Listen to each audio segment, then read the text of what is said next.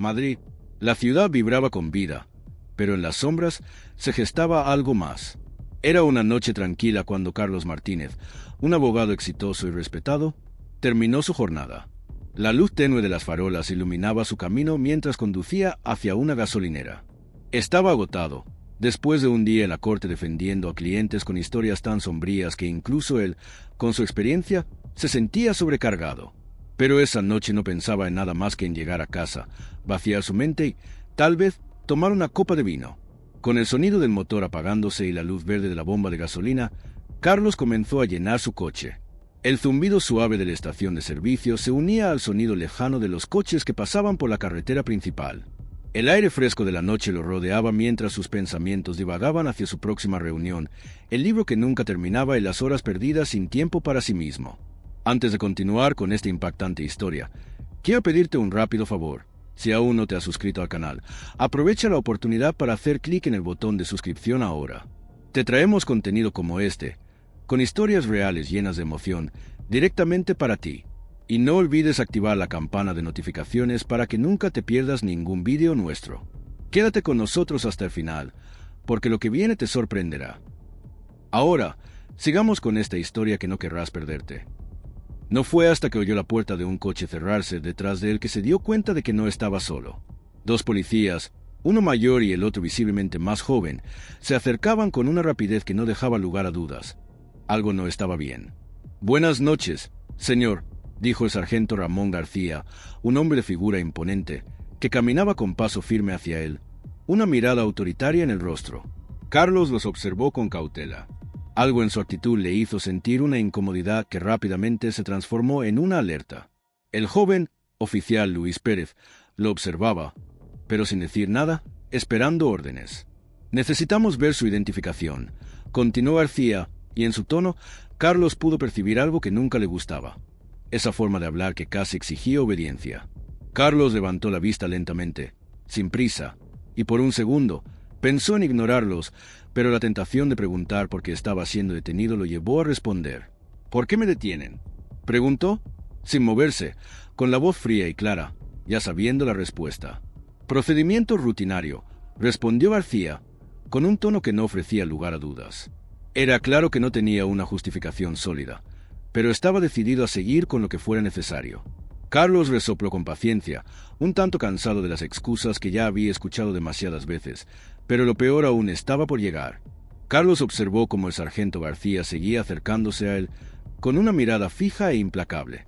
El oficial Pérez, por otro lado, parecía estar esperando instrucciones, su cuerpo tenso, pero sin saber exactamente qué hacer.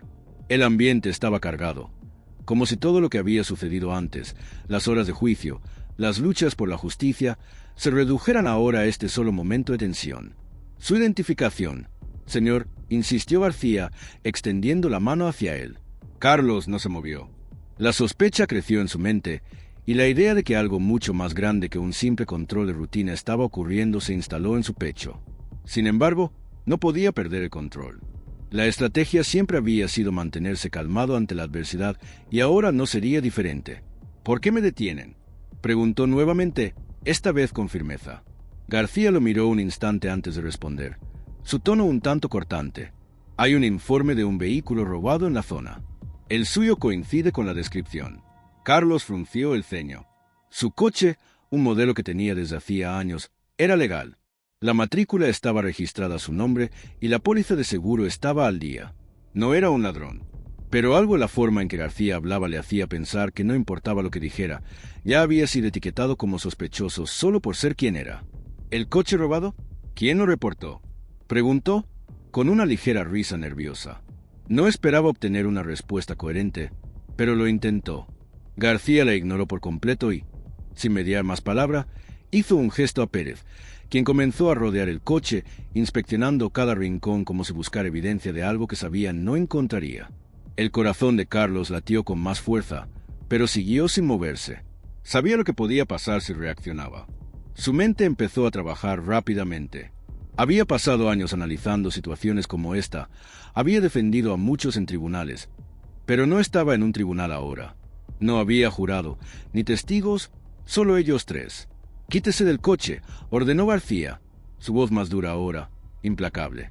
Carlos respiró profundamente, lo pensó por un momento y luego, con la calma que solo podía mantener, se negó. No voy a salir del coche sin una razón válida. García dio un paso hacia él. Su rostro se endureció. Usted está desobedeciendo una orden. Si no se baja del coche, vamos a proceder de otra forma. Un escalofrío recorrió la espalda de Carlos, pero mantuvo su postura. De repente, la mano de García se posó sobre el brazo de Carlos con fuerza, y el joven oficial Pérez también intervino, sujetándolo por el otro brazo. En cuestión de segundos, lo estaban esposando. Carlos, en un último intento de resistencia, trató de liberarse, pero ya era tarde. El hierro de las esposas cerró alrededor de sus muñecas, y la sensación de humillación se apoderó de él como un peso insoportable. «Esto es un abuso de poder», dijo, la ira contenida haciendo que su voz temblara. García no respondió. Solo lo empujó hacia el coche patrulla. La situación se había descontrolado de manera sorprendente.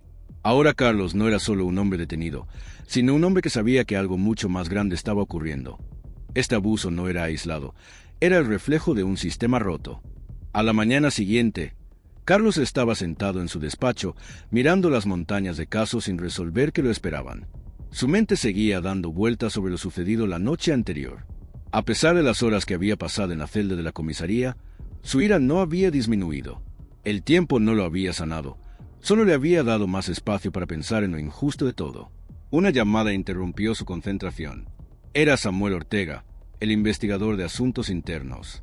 «Carlos, necesitamos hablar», dijo Ortega, su tono grave. El investigador tenía una reputación de ser meticuloso, pero en ese momento lo que necesitaba no era alguien meticuloso. Necesitaba justicia. Unos minutos más tarde, Carlos se encontró frente a Ortega y Alejandro Ríos, el comandante de la policía local. Ríos tenía la mirada cansada, como si ya hubiera vivido demasiados conflictos similares. Ortega, más joven, parecía estar evaluando a Carlos con una mezcla de respeto y desconfianza. La conversación comenzó con formalidades que Carlos apenas podía escuchar, pero su mente estaba fija en la pregunta más importante. ¿Por qué había sido detenido sin razón? «He revisado el informe y debo decir que la situación fue un error», comenzó Ríos, mirando a Carlos con una expresión que no transmitía ninguna disculpa genuina, sino más bien una especie de reconocimiento forzado de que la acusación no tenía fundamento. Carlos no pudo evitar sonreír con amargura. «¿Un error?», preguntó, su voz cargada de incredulidad. «Un error sería que me detuvieran por un par de minutos, pero fui esposado, encerrado en una celda. Si esto fue un error, ¿qué es lo que ustedes hacen cuando cometen un verdadero error?». Ríos evitó mirarlo, y fue Ortega quien tomó la palabra. «Hay más, Carlos. Hemos encontrado varias quejas formales contra los oficiales García y Pérez. El sargento tiene 14 quejas acumuladas, muchas de ellas por abuso de poder y conducta inapropiada. Pérez tiene 9, la mayoría relacionadas con sesgo racial y detenciones ilegales». Carlos se sintió frío al escuchar esas palabras. La rabia que había intentado controlar comenzó a burbujear de nuevo, más fuerte que antes.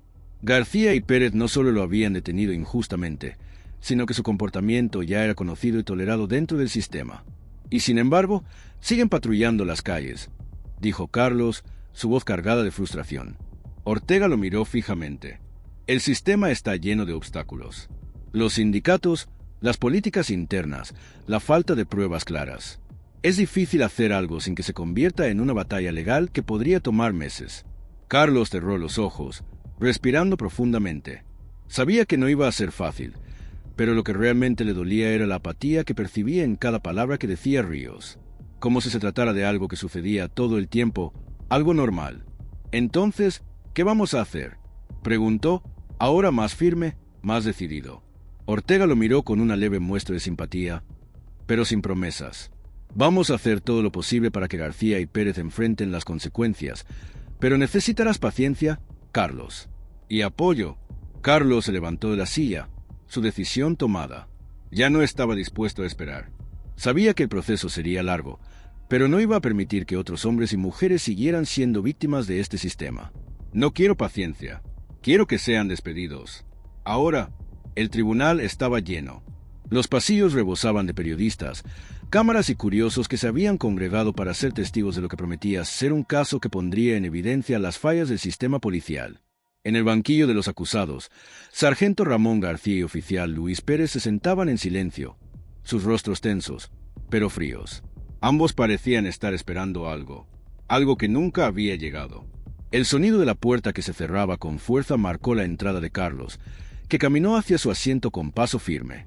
La audiencia se silenció, observando cómo el hombre que estaba siendo atacado por la fuerza policial se convertía en el hombre que los enfrentaría. Carlos se sentó con calma. A pesar de lo que había ocurrido la noche anterior, no había miedo en sus ojos.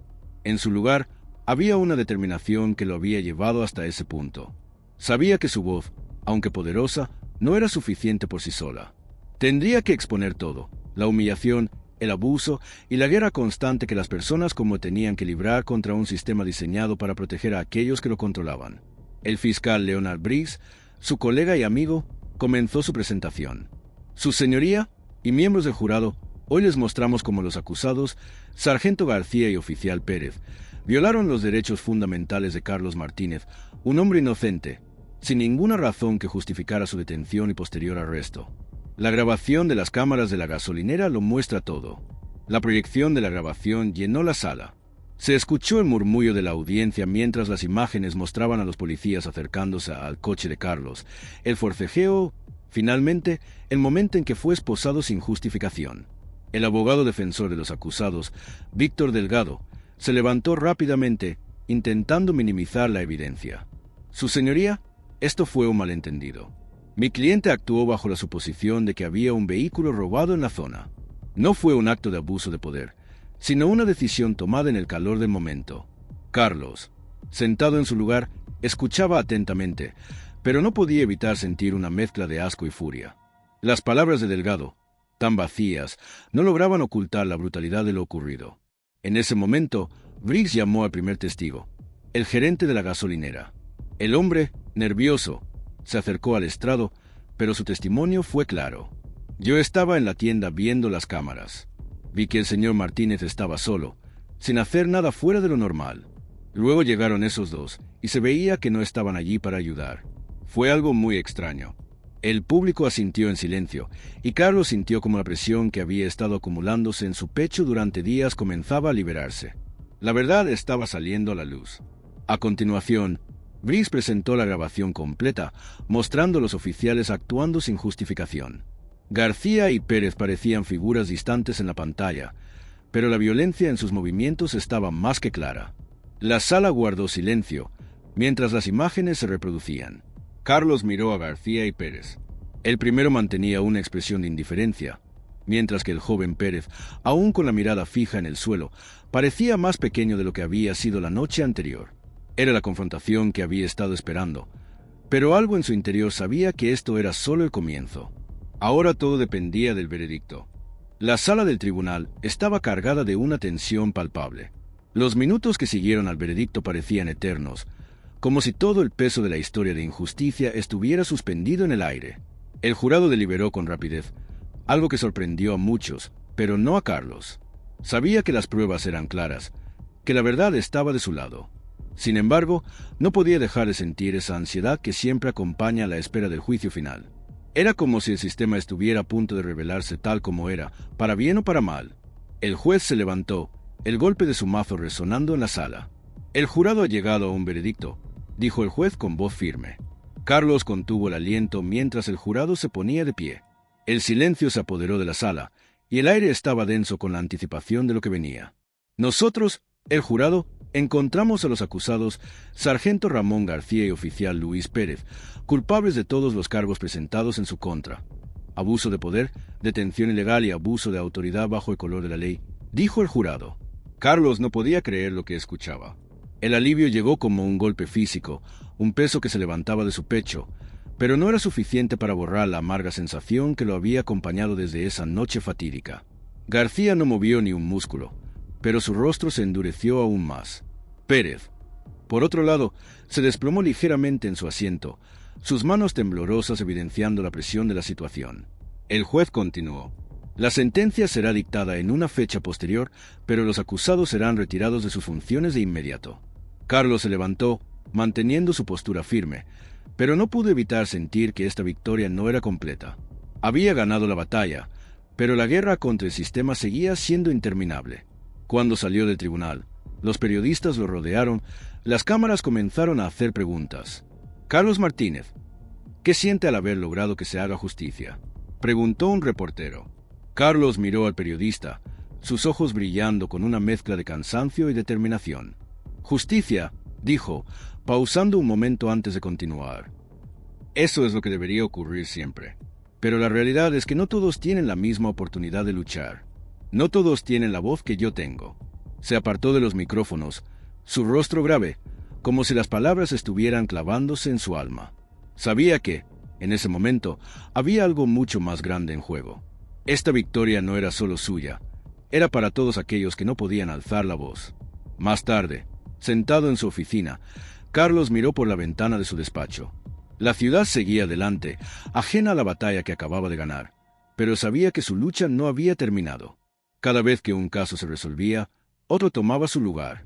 En ese instante, no sentía victoria completa. Sabía que para que algo cambiara de verdad, tendría que haber más que sentencias. Tendría que haber una transformación total del sistema. Carlos tomó un nuevo caso, uno más de los miles que esperaban por él. Sabía que la verdadera justicia no se alcanzaba con un juicio, sino con un compromiso constante, una lucha que nunca terminaría. Porque esto no se trata de ganar o perder, pensó en voz baja. Se trata de seguir luchando, cada día, por aquellos que no pueden hacerlo.